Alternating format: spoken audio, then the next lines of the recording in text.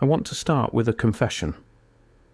3 years ago, I was standing in front of the Pennsylvania State Capitol building in Harrisburg. I'd been there before. Most people pass through without really looking. But this particular afternoon, the light was hitting the dome at a specific angle, and I stopped. And I looked. Really looked. The dome rises 272 feet above the ground. The rotunda beneath it is finished with mosaics, hand-laid tile, ironwork so intricate that modern craftsmen who've studied it cannot fully explain the process by which it was executed. The building was completed in 1906. But here's the question that started everything for me. Not who built it, not when, not what materials they used in the official ledgers. No. How? How did they do this? With what tools, what workforce, what industrial capacity, in an era we're told was characterized by horse-drawn wagons, rudimentary cranes, and a labour force that had, just 40 years prior, been fighting each other in fields with single-shot rifles. I couldn't let it go. And the deeper I looked, the stranger it got, because it wasn't just Harrisburg. It wasn't just Pennsylvania. It wasn't even just America. The pattern, and I use that word very deliberately, the pattern repeats across continents, across cultures, across supposed civilizations that, according to official history, had no contact with one another. The same architectural grammar, the same impossible proportions, the same techniques that our most advanced construction firms today would struggle to replicate, even with laser-guided equipment and computer modelling. Something happened in the 1800s that we don't fully understand, something that was built with a knowledge base we can't quite account for, and then, and this is the part that truly unsettles me, it stopped, abruptly, completely, as if the knowledge walked out the door one night and never came back. This is the story I've spent 3 years trying to understand. Let's begin with something concrete, something you can touch. The stone. In 1811, construction began on the Cathedral of Christ the Saviour in Moscow. The project, as officially documented, took decades, eventually being completed under different architects, different czars, across generations of builders. The final structure featured walls of white limestone sourced from quarries hundreds of miles away. Enormous blocks, some weighing in excess of several tons, transported across terrain that was, for much of the year, either frozen tundra or muddy riverbank. The official explanation for how this was accomplished involves horse teams, timber sledges, and river barging. And in isolation, that explanation sounds reasonable. It really does. But then you look at the interior. The interior columns are monolithic, single pieces of polished granite that stand nearly 40 feet tall. Granite so precisely finished that modern stonemasons who've examined historical photographs describe the surface consistency as nearly impossible to achieve with the hand-polishing tools of the period. A craftsman named Victor, a cathedral restoration expert I spoke with in Prague, who asked that his surname not be used, told me something I've never forgotten. The tolerances on these surfaces, he said, are tighter than what we achieve today with mechanized polishing equipment. Tighter. Not the same. Tighter. I don't know how they did it. And what bothers me most is that nobody seems to be asking. The silence was deafening. Now, take that observation, one craftsman, one building, one country, and apply it on a world-spanning scale. In 1823, the construction of the second Bank of the United States in Philadelphia was completed. It is a Greek Revival structure of extraordinary precision. Its 8 Doric columns across the front facade are each cut from a single block of marble. Each column stands over 30 feet tall and weighs, by conservative estimates, roughly 40 tons. 40 tons per column, 8 columns, just on the front face, in 1823. The Erie Canal, which we'll return to, hadn't even been completed yet. The railroad was still a curiosity in England. The steam engine was in its absolute infancy as a practical tool. And yet, someone quarried 40-ton marble monoliths, transported them across cities of cobblestone and mud, and set them with a precision of alignment that, when measured today with modern instruments, shows deviations of less than a fraction of an inch. This raises a simple but critical question. What machinery did they use? What is the documented transition from before this was possible to after this was possible? Where is that documentation? I've spent months in architectural archives in Philadelphia, in Washington, in London and Paris and St. Petersburg, and what I find consistently, unsettlingly consistently, is a strange emptiness in the record. There are completion records, there are budget ledgers with line items for materials and labour. There are sometimes architects' drawings, but the process documentation, the detailed engineering records that we would expect any large modern construction project to generate by the truckload, is largely absent. Not lost, not misplaced. Largely absent as if it was never generated, or as if someone decided it wasn't worth keeping. Once you see it, you can't unsee it. I was in Buenos Aires in the autumn of 2022.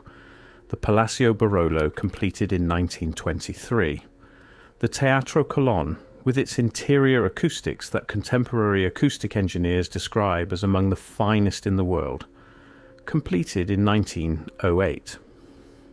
And then the older structures, the Metropolitan Cathedral, dating officially to reconstructions of the late 1700s and early 1800s, featuring stonework whose individual blocks fit together with a joinery so tight that in some places you cannot slide a standard piece of paper between them. Not mortar filled, not gap hidden. Tight, I had seen this before. I had seen this in the walls of old municipal buildings in Lyon, in the basement foundations of the Rathaus in Vienna, in the lower courses of so-called colonial architecture in Cartagena, Colombia, and in Old Havana. The same, tight, precise, impossibly jointed stone. And here's the strangest part. When you ask architects and historians about this, you get one of two responses. You get either a dismissive wave, oh, the old builders just took more time, or you get a very careful, very deliberate pivot to a different subject, as if the question makes people uncomfortable in a way they can't quite articulate.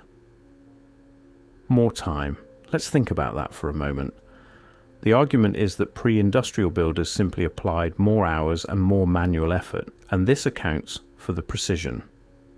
A stonemason with a chisel and a mallet, given enough time, can produce surfaces of extraordinary flatness. This is true. This is documented. I am not disputing the skill of human hands, but time doesn't explain scale. The Boston Custom House, completed in 1847, the main shaft of the building, what was then the tower base, is surrounded by 32 granite columns. 32.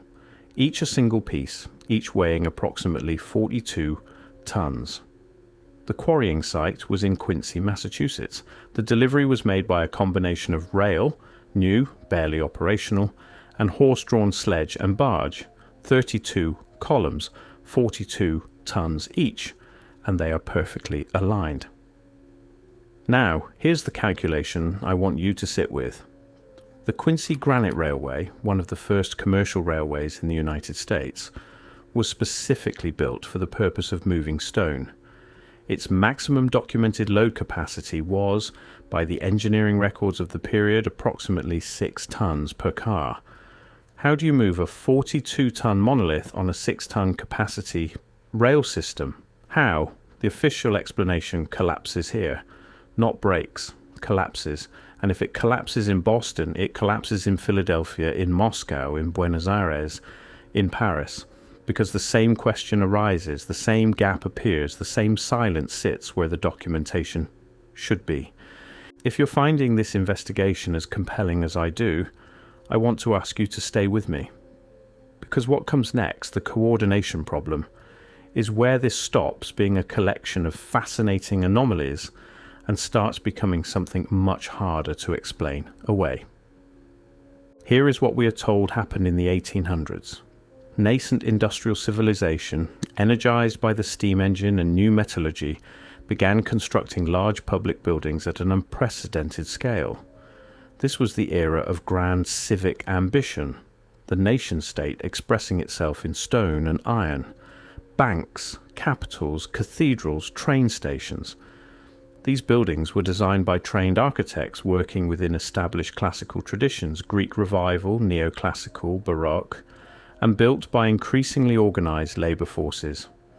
That is the official story. And in its broad strokes, it's not wrong. But here's what the official story requires us to accept.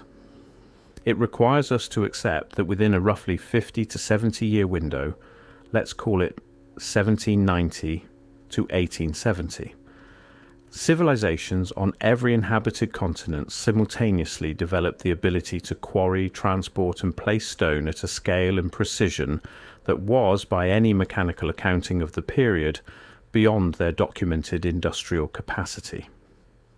Simultaneously, consider what that word means. Simultaneously. Without the internet, without international standardization bodies, without modern logistics. In an era when a letter from New York to London took weeks, when the transcontinental telegraph didn't exist until 1858, when a journey from Paris to St. Petersburg was a months-long undertaking.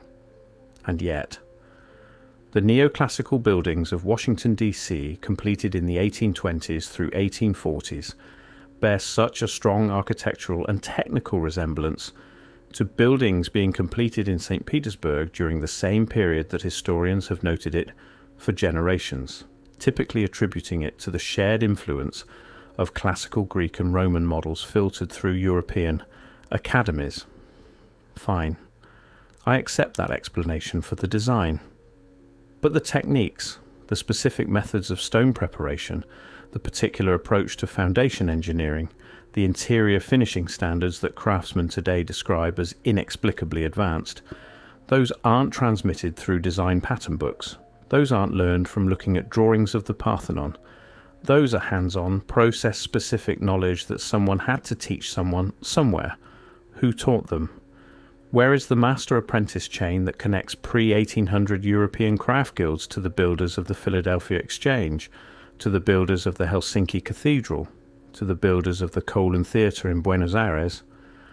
I have looked for this chain, seriously, formally looked for it, in academic papers, in guild records, in architectural society, archives. The pattern repeats with unsettling precision. A design lineage is very well documented.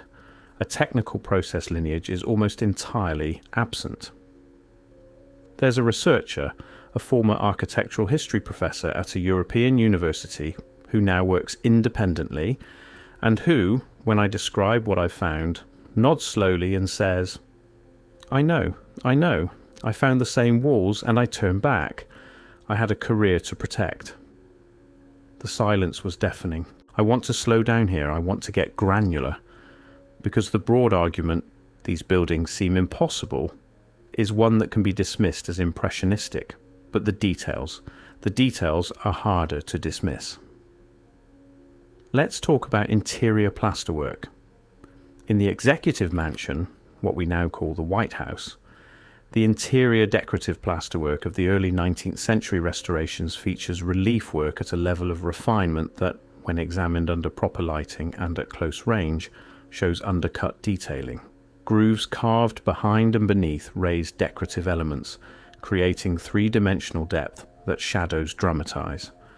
This technique, called undercutting, requires working from multiple angles in tight spaces with extremely fine tools, often by feel as much as by sight. Craftsmen produced undercutting in plaster at that scale in 1817. In a country that had been an independent nation for less than 40 years and whose skilled artisan community was, by every historical account, extraordinarily small. Who did that work? Where did they train? Where are their names? Some names exist, yes, we have records of architects, of commissioners, of political overseers.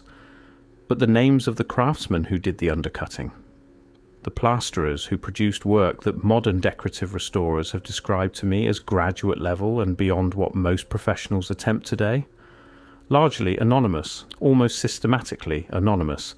And here's the strangest part. This anonymity is consistent, not just in America. In the major civic buildings of the 1800s across Europe and the colonized world, the high-level craftwork is consistently attributed either to broadly named firms, to unnamed Italian craftsmen, or German craftsmen, or to no one at all. The Italian craftsman attribution is something I've come across repeatedly, and I want to be precise about this because it's genuinely interesting. When the attribution exists, it's vague. Craftsman from Italy. Which part of Italy? Which city? Which guild? Which master? The records blur. The chain dissolves. Meanwhile, the work itself remains, testifying silently to hands and minds that understood something deeply. Let me give you another specific example that I return to constantly. The United States Capitol Dome. The current cast iron dome, the one you recognize, was constructed between 1855 and 1866 during the Civil War. Think about that timing. A nation tearing itself apart, and construction on the Capitol Dome continued.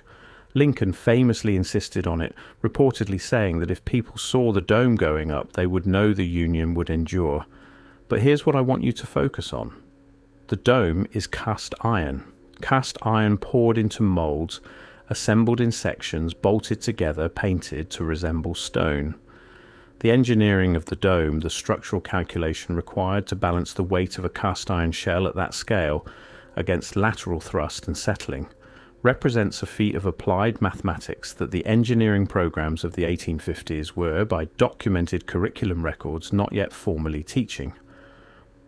How does a capital architect in 1855 perform structural calculations for a cast iron dome that a civil engineering professor at MITC, established in 1861 just as the dome was being completed, wouldn't have formally standardized teaching methods for yet? The deeper I went, the more this question echoed. Thomas U. Walter, the architect of the dome expansion, was unquestionably brilliant. His surviving drawings are extraordinary. But where does one learn the mathematics for that engineering challenge in antebellum America? What textbook? What professor? What tradition? The evidence suggests something much larger than one brilliant architect working it out by himself. I want to return to stone. Because the quarry problem, the simple, logistical, physical problem of getting the stone from the ground to the building site, is where the official narrative faces its most stubborn challenge.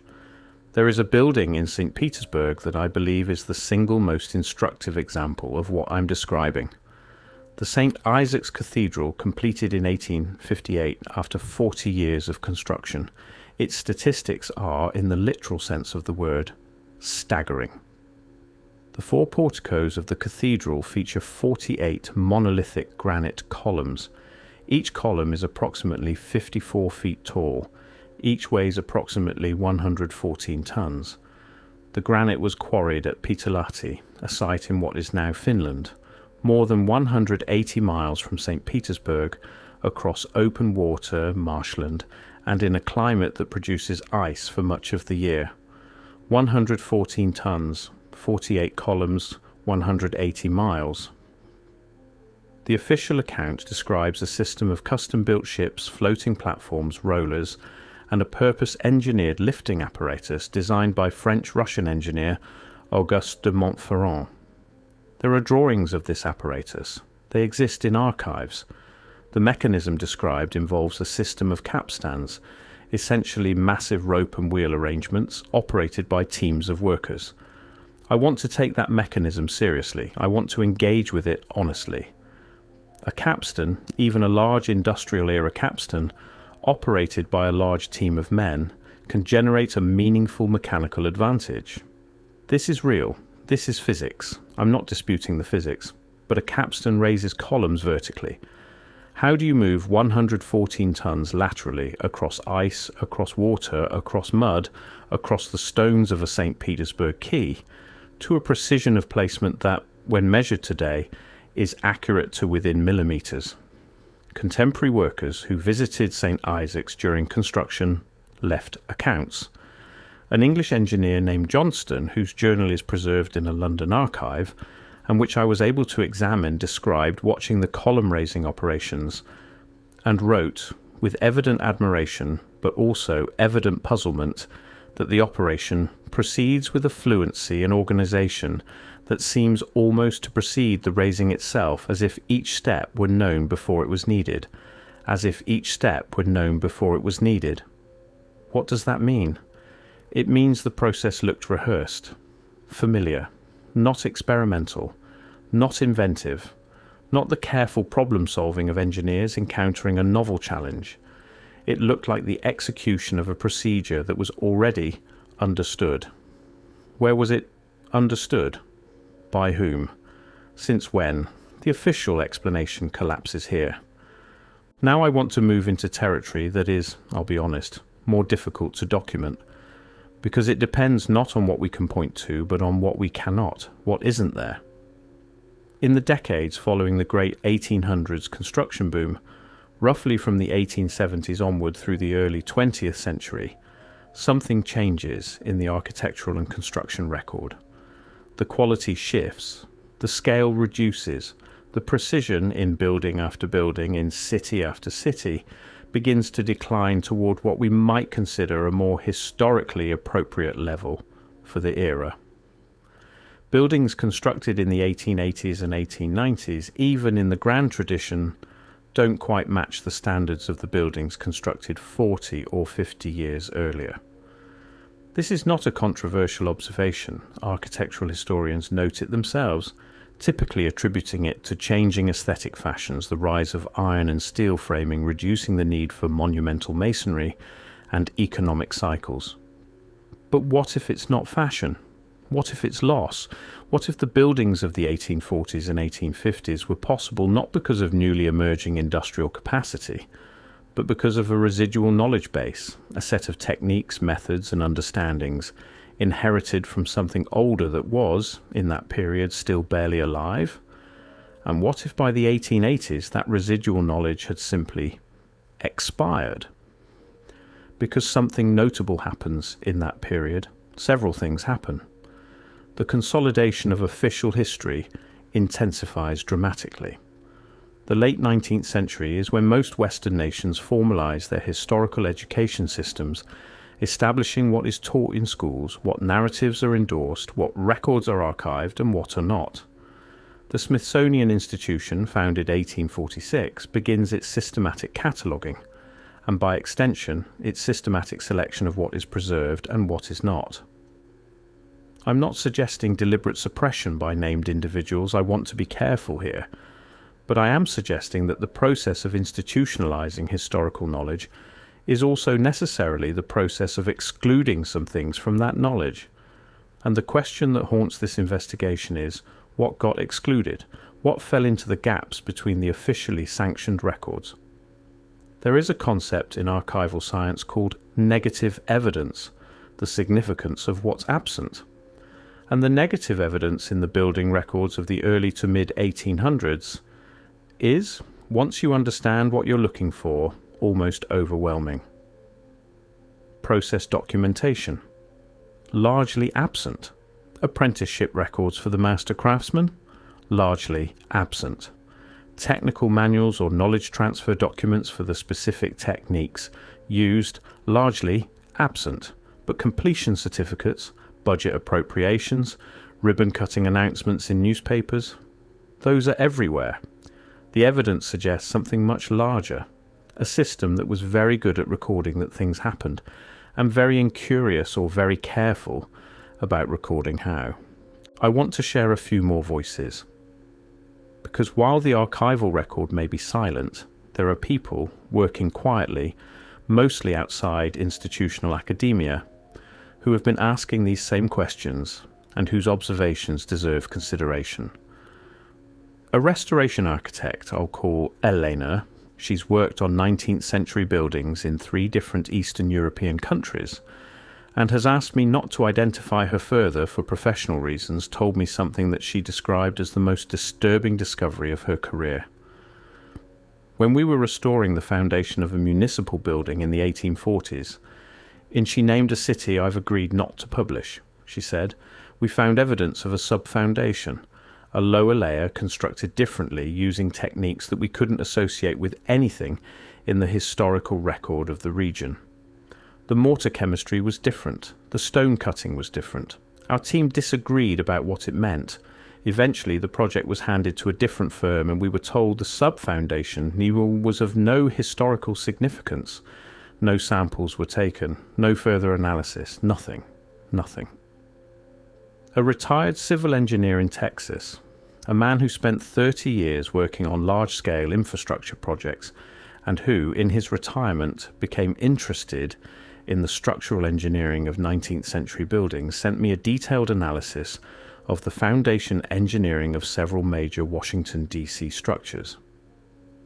His conclusion, which he presented carefully and with extensive technical footnotes, was that the load calculations embedded in several of these foundations were more sophisticated than what the formally documented engineering education of the period should have been able to produce.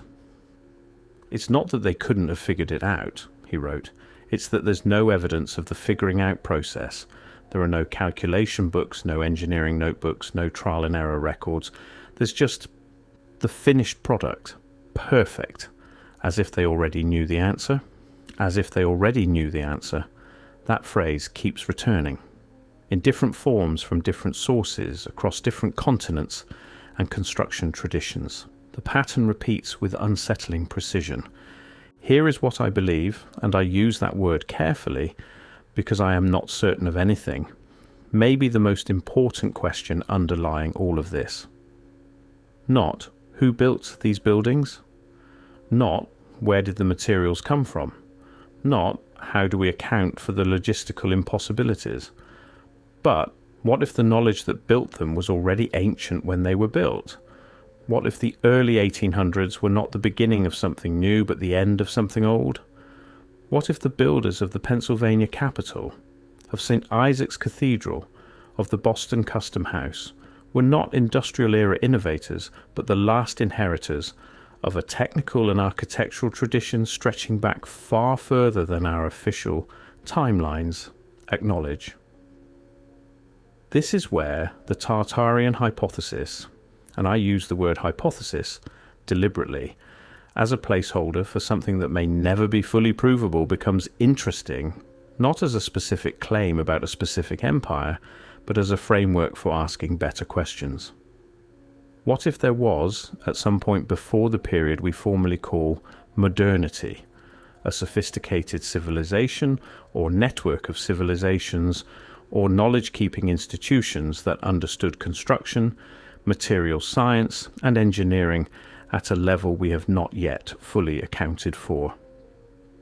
And what if the 19th century was the period during which the last fragments of that understanding were still operational, still being deployed by craftsmen and builders who learned from masters, but were no longer fully understood even by the people using them? A craftsman can reproduce a technique he was taught without understanding why the technique works. He passes it to his apprentices. They pass it further. But at some point in that chain, the understanding, the theoretical foundation, the scientific principle gets lost. What remains is only the doing. And when the last practitioner dies or retires, or the guild dissolves, or the institution that held the knowledge closes its doors, the doing stops permanently, not gradually, suddenly. Could that be what happened between 1870 and 1900?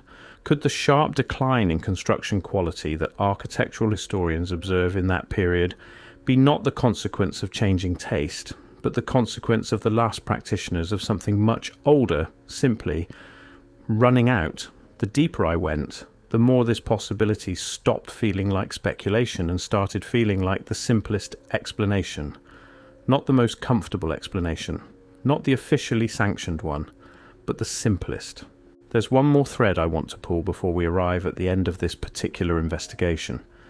If you look at the great 1800s buildings, not just structurally but aesthetically, you begin to notice something. The decorative vocabularies, the symbolic programs, the architectural languages they employ are remarkably consistent across cultures that supposedly developed them independently. The columns, the domes, the specific proportional relationships between height, width and depth, the placement of windows, and the treatment of facades. These aren't just classical in the broad sense of influenced by Greece and Rome. They are specific, precise, repeating. The same symbolic motifs appear on the pediments of American courthouses and the facades of Russian administrative buildings and the interiors of South American theatres. Astronomical references, mathematical ratios, proportional systems that, when analysed, reveal embedded numerical relationships that require a sophisticated mathematical understanding to construct. Why? Why would independent architectural traditions developing in separate hemispheres converge on the same hidden mathematical structures? The official explanation is cultural diffusion. European colonialism and its associated aesthetic export spreading neoclassical taste worldwide. And yes, European influence is real and documented, I don't dispute it, but diffusion explains the surface. It doesn't explain the embedded mathematics. It doesn't explain why the proportional systems hidden within buildings in Cartagena match almost exactly. The proportional systems hidden within buildings in Tallinn, Estonia, buildings that were not designed by European-trained colonial architects, but by local builders working in what official history describes as an isolated regional tradition. The pattern repeats with unsettling precision, and that's where the coordination problem becomes impossible to ignore. Because either these mathematical systems were independently reinvented by separate cultures working in isolation, which stretches credulity to a breaking point, or they were transmitted. And if they were transmitted, we need a mechanism of transmission. And if there was a mechanism of transmission, and it was operating worldwide and consistently throughout the 18th and 19th centuries, and it has left almost no formal documentary trace, then someone, somewhere, was very careful about what traces it left. The silence was deafening. I want to be honest with you about where I am. 3 years into this investigation, I am not standing before you as someone who has found the answer. I am standing before you as someone who has found the shape of the question. And the shape is enormous. It is much larger than any single building, any single city, any single century. There are things, I believe, tentatively, provisionally, based on what I've observed and what the evidence appears to suggest. I believe the construction capacity of early 19th century civilization was, in some specific and significant ways, greater than the official historical account can fully explain. I believe the gap in process documentation is not coincidental.